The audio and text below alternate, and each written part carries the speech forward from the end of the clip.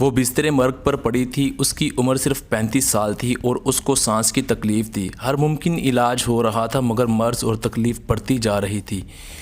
ये कहानी है जवेरिया की। आइए सुनिए जवेरिया की ज़बानी। दिल चीर देने वाली कहानी है। मैं जवेरिया रशीद सिंध के एक देहाती इलाके से तल्लक रखती हूँ। मैंने मेडिकल की फील्ड फार्मेसी में डिग्री ली थी। मेरे वालिद साहिब सिंध पुलिस में थे और अपने बहन भाइयों में सबसे मजबूत थे। यही वजह थी कि मेरी दोनों फूफो पर भी मेरी माँ का रौब दबदबा इस हद तक था, अगर मेरे वालिद साहिब कभी मेरी किसी फूफो को घर में दावत भी देते तो वो फूफो मेरे वालिद साहब की दावत के बावजूद मेरी माँ से इजाज़त लेकर हमारे घर आती थी। मेरे जहन में दोनों फूफो का अक्स इसलिए भी कुछ खास अच्छा नहीं था कि मेरी माँ अक्सर जो भी नुकसान होता या कोई बीमार होता तो मेरी किसी फूफो का नाम लेकर कह देती उसने जादू कर दिया। कुछ यूनिवर्सिटी के स्टूडेंट्स और अपनी दोस्तों से भी फूफो के ख़िलाफ़ सुनकर मेरे जहन में इस रिश्ते के हवाले से बहुत बुग़्ज़ भर चुका था। लिहाजा मैं बिला वजह ही अपनी फूफो पर नाला रहती थी, यानी कि नाराज़ रहती थी। जब मैंने तालीम मुकम्मल कर ली तो मेरी शादी के लिए रिश्ते आने लगे। एक प्रपोज़ल मेरी पूरी फूफो की तरफ से आया जो अब्बू की तरफ से कबूल और अम्मी की तरफ से इनकार के बाद फ़ैसला मुझ पर छोड़ दिया गया। मेरा होने वाला शोहर और मंगेतर फ़हद इंग्लैंड में ज़ेरे तालीम था। उसकी तालीम मुकम्मल होने में 2 साल थे और फिर इसका वहीं जॉब करने और सेट होने का इरादा था। मैंने फूफो को उनके नाकर्दा गुनाह की सज़ा देने और अपनी माँ और घर में डाले गए तावीज़, जो कि अब मैं वसूख के साथ कहती हूँ फूफो ने नहीं डाले थे, से होने वाले नुकसानात और माँ को दी गई तकलीफ़ का बदला लेने का फ़ैसला करते हुए अपनी माँ को अपने इरादे से आगाह करने के बाद हाँ कर दी। मेरी फूफो के ख़िलाफ़ मेरे ख़तरनाक इरादे देखकर बजाय मुझे समझाने के मेरी माँ ने मुझे दाद दी और फूफो को रिश्ता के लिए हाँ कर दी। फ़हद की तालीम मुकम्मल होने में 1.5 साल बाकी था मगर मेरी माँ फूफो को जल्द से जल्द मेरे हाथों जलील होता देखना चाहती थी। इसलिए उन्होंने दौरान तालीम ही मेरा निकाह करके फ़हद के साथ रुखसती कर दी। फ़हद निकाह और रुखसती के बाद कुछ अरसा पाकिस्तान रुका और फिर तालीम मुकम्मल करने के लिए वापस इंग्लैंड चला गया। मेरी फूफो को सांस उखड़ने का मर्ज़ था जिसे दमा की बीमारी भी कहा जाता है। उनका लगातार इलाज जारी था। अब इनकी दवाओं की ज़िम्मेदारी मेरी थी। मैं कभी कभी उनका इन्हेलर छुपा देती। जब मुझे लगता अब फूफो बिल्कुल मरने वाली हैं तो उनको ढूंढ कर दे देती और जब अपना कारनामा माँ को सुनाती तो खूब दाद पाती।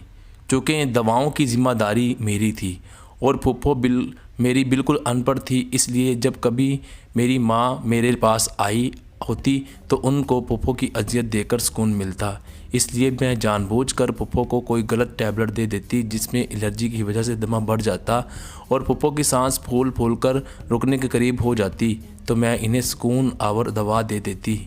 मैं ये सब अपनी अम्मा को खुश करने और अपने दिल में मौजूद बिलावजह फूफो के बुक्स को तस्कीन देने के लिए ये सब करती और माँ से खूब दाद समेटती।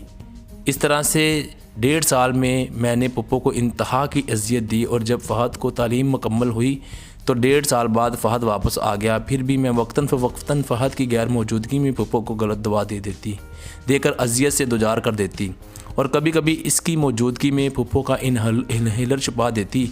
यूँ मैं फूफो को अजियत देकर अपनी माँ की तकलीफ़ों का बदला लेने का कोई भी मौका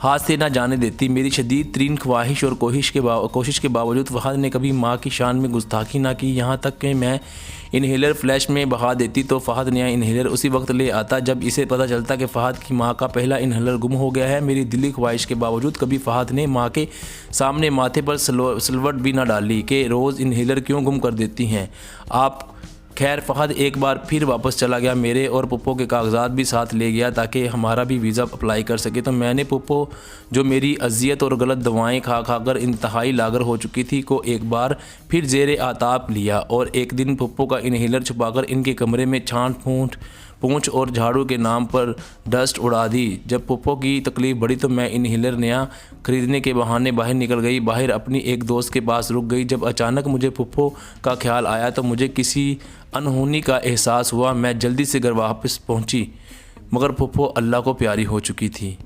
मैंने जल्दी से इनहेलर उनके बेड के पास रखा, माँ को सारी बात बताई। उन्होंने आकर पुप्पो की हालत दुरुस्त की। फिर मेरे वालिद साहब को फ़ोन पर इतला दी। फिर वालिद ने डॉक्टर साहब को बुलाया। जब पुप्पो की मौत की तस्दीक हो गई तो फ़हद को भी इतला कर दी गई। फ़हद माँ की मौत की खबर सुनकर दौड़ा आया। अल्लाह ने मेरा भरम रखा। मेरा राज आज तक अफशा नहीं हुआ।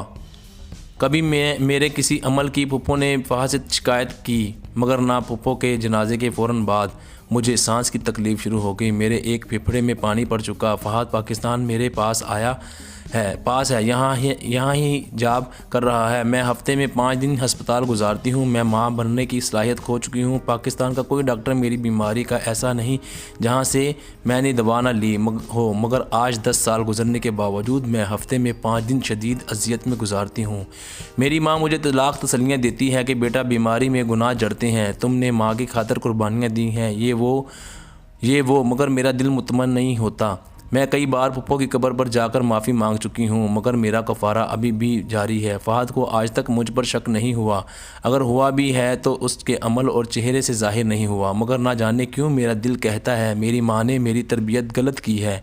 मेरी पुप्पो भी मेरी सास और माँ थी। मेरी पुप्पो ने कभी हमारा बुरा नहीं चाहा। मैं कई बार ख्वाब में पुप्पो को एक महल में बैठे हुए देखती हूँ, मगर जब इनकी नज़र मुझ पर पड़ती है तो वो रोने लगती हैं। मेरी शदीद तरीन ख्वाहिश है कि मेरी ज़िंदगी ख़त्म हो और इस अजियत से मेरी जान छूटे, मगर अभी तक ऐसा नहीं हुआ। इस अजियत में मुझे 10 साल गुजर चुके हैं और इन 10 सालों में एक बात की तस्दीक करती हूँ कि पुप्पो भी माँ होती है और मेरी माँ ने मेरी तरबियत गलत की थी। मैं आज की माँओं से इल्तिजा करती हूँ कि बच्चों को सिखाएं पुप्पो फसादी नहीं होती और सास भी पर कभी जुल्म ना करें। अल्लाह की पकड़ बड़ी सख्त है। कहानी तो बहुत दुखी है और ये कहीं ना कहीं हमारे माशरे में हो रहा है। माँओं को चाहिए कि अपनी बेटियों की अच्छी तरबियत करें, क्योंकि उन्होंने भी आगे माँ बनना है। वो आपने सुना है, जैसा करोगे वैसा भरोगे, और अल्लाह ताला की पकड़ बड़ी सख्त है। अल्लाह ताला की पकड़ से कोई नहीं बच सकता। आप लोगों से यही गुजारिश करेंगे कि अच्छी तरबियत करें। ये थोड़ी सी और छोटी सी ज़िंदगी है, इसको बहुत अच्छा बना लें कि ये ना हो कि हम पछताते ही रह जाएं। मज़ीद वीडियोस देखने के लिए JRY TV को ज़रूर सब्सक्राइब कर लीजिए। JRY का TV की वीडियो देखने का शुक्रिया।